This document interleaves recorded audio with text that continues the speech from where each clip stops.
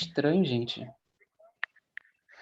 Olá, pessoal. O nosso objeto de estudo, ele se concentra aí na análise dos desastres climáticos, né, que nos últimos anos têm se intensificado aí de uma forma até surpreendente devido à velocidade com que essas transformações elas têm impactado as sociedades e o meio ambiente como um todo, inclusive parte, né, desse crescimento dos desastres acompanhado em todo o mundo, como no caso agora dos Estados Unidos, né, com o furacão Ida, ou os desastres que aconteceram com as inundações da Europa, eles são desastres que são observados e inseridos dentro dessa dinâmica de crise ambiental vigente e aumento dos processos de insustentabilidade, né? Essas dinâmicas de produção das insustentabilidades, elas são amparadas em contraposição à ideia de desenvolvimento sustentável, ou seja, quando a gente começa a falar sobre a produção dos riscos ambientais dentro desse contexto de emergência climática, a gente começa a pensar também sobre esses mecanismos de exclusão social, falta de acesso à infraestrutura adequada, falta de sincronismo também das agendas governamentais e, sobretudo, falta de políticas públicas de caráter redistributivas, tendo como foco essas populações mais vulneráveis, né? Então, todo esse cenário negativo, aliado aí aos interesses que estão em jogo nas pautas governamentais, eles são mecanismos que afetam diretamente a vida dessas pessoas que estão mais suscetíveis aos riscos. Inclusive, a gente chegou aí a comentar em uma das aulas que essa opção política de não fazê-la, ela interfere, né, diretamente na forma como esses riscos são apresentados e são produzidos. Então, muitos autores adotaram nessa divisão entre sul global e norte global como uma forma também de analisar como esses desastres, né, eles vão ter diferentes impactos a partir da percepção da localidade, e é muito importante, né, a gente considerar que existem essas sociedades menos desenvolvidas, né, que exigem uma preocupação maior e uma certa tendência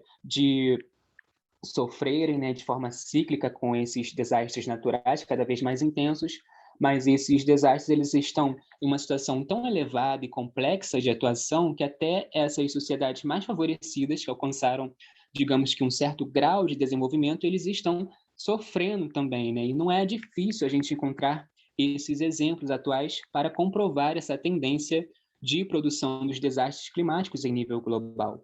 Algumas proposições elas foram instituídas, né, em nível internacional como uma forma também de tentar solucionar esses problemas climáticos a longo e médio prazo, né? Existem também essa crítica, né, que a gente faz justamente porque existe essa necessidade, né, de pensar e analisar o tempo presente, né, e o que se pode fazer a partir de agora e pensar em soluções tendo como base a nossa realidade atual, mas o exemplo de proposição que a gente traz, ele diz respeito sobre essas metas instituídas aí no ano de 2015 pela Cúpula Mundial do Clima. Pode passar, Laura.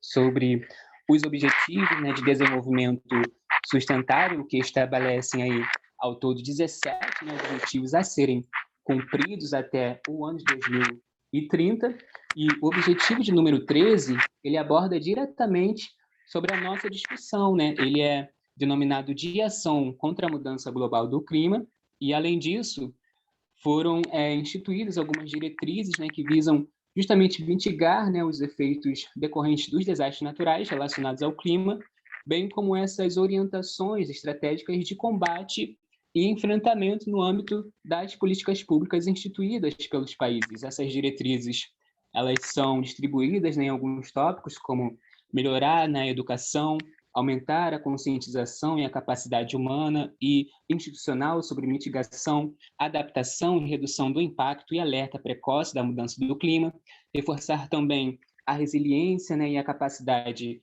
de adaptação a riscos relacionados ao clima e às catástrofes naturais em todos os países, integrar também, de certa forma, essas medidas, né, de mudança do clima nas políticas estratégicas e planejamentos nacionais, promover, de certa forma, esses mecanismos para a criação de capacidade, né, para o planejamento, relacionamento à mudança do clima e a gestão eficaz nos países menos desenvolvidos, inclusive com foco, né, em mulheres, jovens, comunidades locais e marginalizadas, além também dessa meta, né, dos países desenvolvidos de mobilizar conjuntamente 100 bilhões por ano a partir de 2020 de todas as fontes para atender essas necessidades dos países em desenvolvimento, né? E, bom, essas ações, elas pensadas, né, no âmbito das relações internacionais, elas são super importantes, né? Mas a gente precisa analisar também quais são essas condições atuais em que o Brasil se encontra quando falamos de desastres climáticos, né? Infelizmente, o cenário não é nem um pouco favorável por diversas razões existentes, né? A gente poderia aqui falar de diferentes desastres, né, que aconteceram e acontecem, né, todos os anos em diversos municípios brasileiros, sobretudo em épocas de maior incidência, né, de chuvas tropicais. E a impressão que eu tenho é que há uma acomodação tão grande com relação aos impactos e efeitos desses desastres, né? Eles estão, de certa forma, tão recorrentes em nossa sociedade e realidade brasileira, que essas vidas perdidas, elas são encaradas como meras estatísticas, né? 20 pessoas morreram soterradas, 30 pessoas morreram em decorrência das fortes chuvas. Não é nenhuma coincidência, né? É só a gente olhar essas matérias de jornais e identificar que há uma banalização das vidas perdidas. As pessoas, elas têm suas identidades, elas têm suas perspectivas e trajetórias de vidas, as pessoas, elas fazem parte da construção da imagem da cidade, mas, ao mesmo tempo, há uma desumanização tão grande que nada disso é considerado quando se é noticiado essas tragédias, né? E esse esforço, né, de se pensar de maneira crítica, tendo em vista a tamanha negligência, é o ponto-chave para a gente analisar certos problemas ainda maiores, né? A questão aqui levantada é que parte desses problemas não são encarados desde o seu início. E o texto do José Manuel Mendes sobre vulnerabilidade social e riscos, ele é perfeito porque sintetiza essa questão, né? Falta, na realidade, um olhar mais dedicado a entender quais são essas demandas desses grupos vulneráveis, quais são as principais reivindicações e compreender a realidade social para então encarar o problema enquanto um problema coletivo. À medida em que essas questões são incorporadas em forma de promoção de políticas públicas,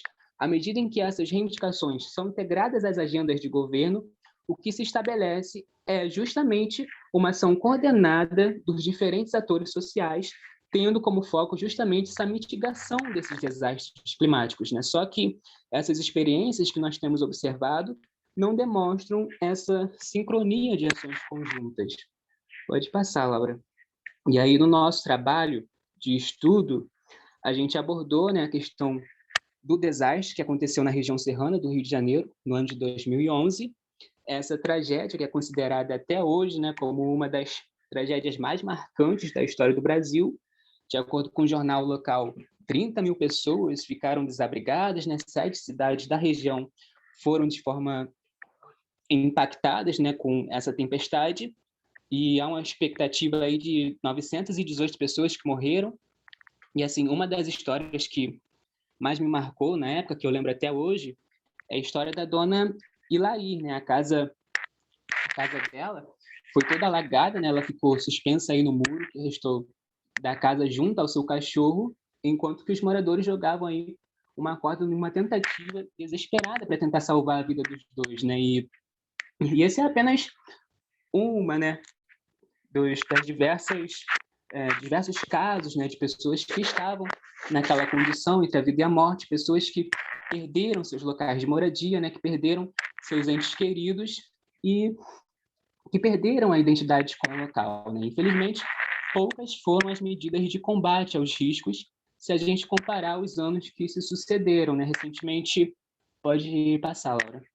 Eu realizei aí um trabalho, né, de análise sobre o processo de revisão do Plano Diretor de Petrópolis, que aconteceu aí no ano de 2014, 3 anos depois do desastre acontecer, e nesse trabalho eu procurei identificar junto aos atores, né, que participaram desse processo de revisão quais eram as principais mudanças, né, que aconteceram no município com a implementação da lei municipal. E aí um representante da Federação da Associação de Moradores de Petrópolis, ele fez um relato, de certa forma, até contundente ao nosso grupo, dizendo que o plano em análise ele não tinha conseguido cumprir com seus principais objetivos, né, como a garantia do desenvolvimento urbano e econômico, não teve orientação das políticas públicas a serem desenvolvidas em todas as áreas da administração pública municipal, não melhorou a infraestrutura do bairro, e, além disso, a participação da sociedade civil ela foi controlada pelo poder municipal com disputas políticas que aconteceram na época. E é muito importante, gente, a gente conseguir, né, esses relatos, porque facilita, né, na leitura da aplicação desses instrumentos de política urbana a partir desses diferentes perspectivas, né, desses atores sociais. E, ao mesmo tempo, é bastante preocupante, né, porque essa lei municipal ela é um dos instrumentos principais, né, de gestão de política urbana do território, com impactos sobre o ordenamento das leis de uso e ocupação do solo urbano.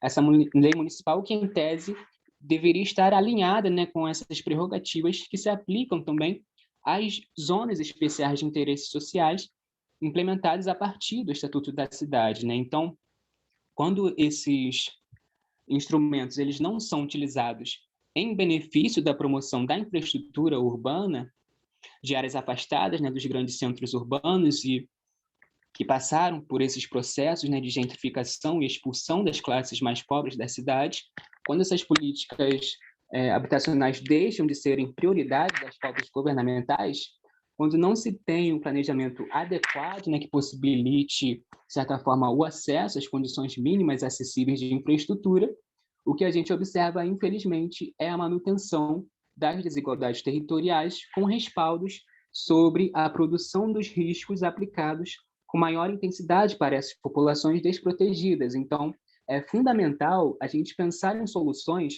a partir do entendimento do problema maior que nos for imposto, né? A questão aqui não é apenas combater esses desastres pela forma técnica, até porque esses desastres eles se apresentam de forma cíclica, né? Entra ano e sai ano os desastres com perdas significativas humanas continuam a existir.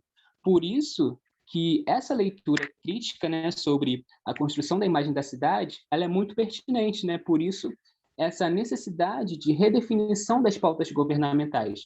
Estamos nos referindo à vida, né? Estamos falando de milhares de famílias, né, sem perspectiva de mudança, famílias que convivem aí com medo e insegurança pela falta de opções e melhores oportunidades e condições de moradia digna. Então, sem dúvidas, esse assim é um dos temas mais abrangentes, né? Porque de fato não é possível analisar esses desastres climáticos como meros problemas pontuais. Pelo contrário, né? Existem de certa forma acumulações de fatores sociais, acumulações de fatores econômicos, políticos, culturais nas esferas regionais, nacionais e internacionais que estão de certa forma interferindo decisivamente na produção dos riscos ambientais e na propagação dessas tragédias climáticas. Pode passar, Laura.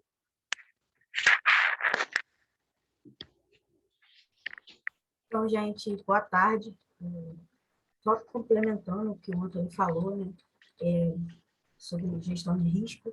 Nosso estudo de caso foi baseado na região serrana do Rio de Janeiro, e eu vou abordar mais agora o caso em si e a negligência que houve por parte dos órgãos municipais sobre a gestão de risco da área. Essa tragédia na região serrana, no período de janeiro de 2011, foi considerada a maior catástrofe climática e geotécnica do país. Então, foi por esse motivo também que a gente resolveu trazer o caso para estudar. Em 2011, diversas enchentes de deslizamentos atingiram o estado do Rio de Janeiro e tiveram 7 municípios que foram bastante atingidos: Nova Friburgo, Teresópolis, Petrópolis, Sumidouro, São José do Vale, do Rio Preto, Bom Jardim, na região serrana, e Areal, na região centro-sul do estado, que estão aí localizadas no mapa. Os serviços governamentais contabilizaram 918 mortes e em torno de 345 desaparecidos.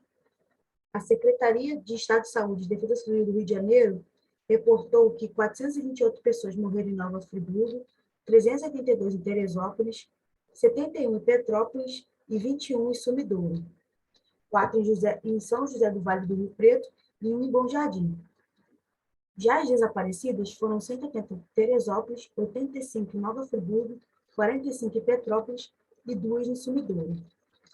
Ainda de acordo com o Ministério Público, outras 32 pessoas não foram encontradas em outras localidades da região serrana. até o momento que saiu a matéria, né, na qual estamos baseando para fazer esse trabalho. Por último, cerca de 35 mil pessoas ficaram desalojadas em consequência desses desastres naturais. Como o meu amigo disse anteriormente, infelizmente essas pessoas se tornaram estatística, porque os órgãos governamentais não estavam se importando com a gestão de risco, tanto que só foram implementar softwares e alertas de risco após acontecer esse grande desastre natural.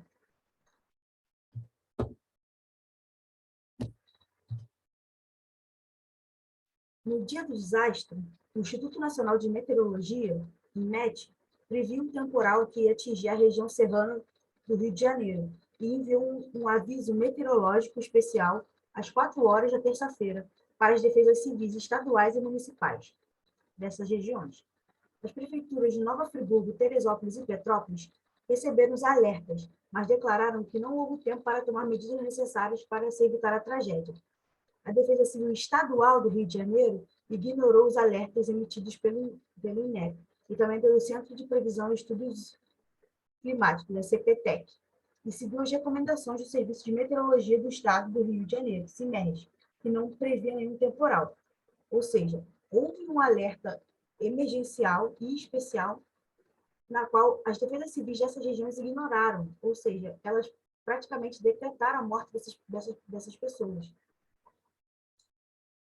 As áreas que sofreram enchentes e deslizamento nos 7 municípios atingidos estavam irregulares, com solo irregular ou situação de risco, por constantes chuvas que já aconteciam no local. Porém, os órgãos governamentais não possuíam mecanismo para controlar o risco. Segundo o texto Sistemas Comunitários de Alerta e Risco de Desastres Associados a Inundações e Deslizamentos, Aspectos Teóricos e Metodológicos, conhecer os riscos implica pesquisar as ameaças, as vulnerabilidades, as capacidades e as políticas de mitigação, por meio de métodos de coleta e análise de dados e informações. Porém, você conhecer o risco não significa nada. O mais importante, além de conhecer o risco, é monitorar e gerar um resultado para esse risco, fazer uma gestão dele, você conseguir uma adaptação, uma melhora na vida das pessoas que estão correndo esse risco. Uma passagem muito importante no texto que está até representada no slide, que é o acompanhamento dessas dimensões do risco, utilizando-se do conhecimento prévio à luz de dados e informações dinâmicas, como será discutido com mais profundidade na terceira sessão deste artigo. A partir desse monitoramento, podem ser identificadas situações socioambientais com potencial de causar danos e perdas, isto é, em condições de alerta de risco iminente de ocorrências com danos e prejuízos que se excederam a capacidade local de fazer frente às perdas. Ou seja, ter uma situação de risco serve como aprendizado para situações que podem ocorrer ou que ocorreram em menor escala antigamente. Então, você ter essa conhecimento sobre o risco e não tratar desse risco, você está fazendo uma negligência e não está fazendo valer a gestão de risco que muitos órgãos foram treinados para combater. Demonstrando, então, que para alguns órgãos públicos e seus agentes, combater o risco não é tão importante, porque só se preocupam com o pós. Como o professor até comentou em uma das aulas, parece que só chama a atenção da mídia e dos governadores quando a tragédia já acontece, porque é aí que vem os holofotes, é aí que vem a preocupação, ou seja, a vida das pessoas, o bem-estar social delas, não importa, mesmo que já esteja declarado que é um risco naquela região.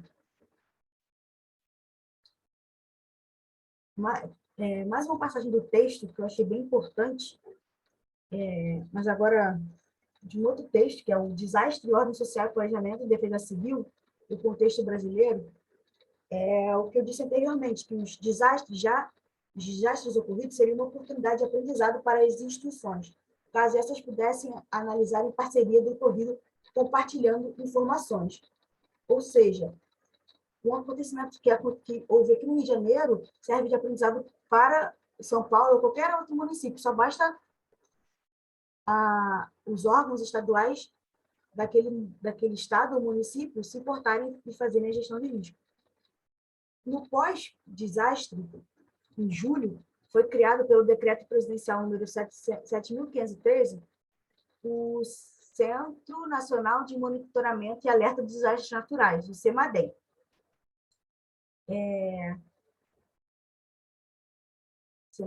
Ele alerta a Defesa Civil das regiões e geralmente comunica os cidadãos por meio de mensagens, SMS, aplicativos, rede social, às vezes até alertas da Defesa Civil. Como que ele funciona?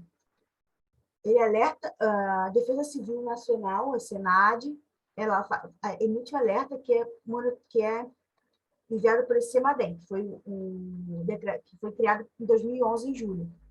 E ele avisa todos os órgãos que competem àquela área na qual está ocorrendo o risco e faz o que haja o alerta para toda a população. Só que, porém, mesmo havendo esse CEMADEM, muitas reportagens, as pessoas relatam que não houve treinamento para evacuação, para o pós-desastre, ou seja, eles criaram o mecanismo, mas não implementaram ele o suficiente, fazendo com que eles não apliquem a própria gestão que eles produziram. Então, isso é muito problemático, como o Antônio disse, tem vários instrumentos, tem pessoas capacitadas, mas parece que a vida das pessoas é mera estatística. Então, é super importante estudar a gestão de risco, estudar esses casos, ainda mais que foi tão perto da gente. Várias reportagens mostram que acontece em diversas comunidades que já têm área de alerta, já estão em lugares suscetíveis, e mesmo assim, a Defesa Civil, os órgãos responsáveis não atuam naquelas áreas. Basicamente foi isso, gente. Aqui está a nossa bibliografia utilizada, para quem quiser dar uma olhada. Os livros do professor são muito bacanas, bem fáceis de ler. Acho que todo mundo vai conseguir ler e é isso, gente. Obrigada, viu? Obrigado.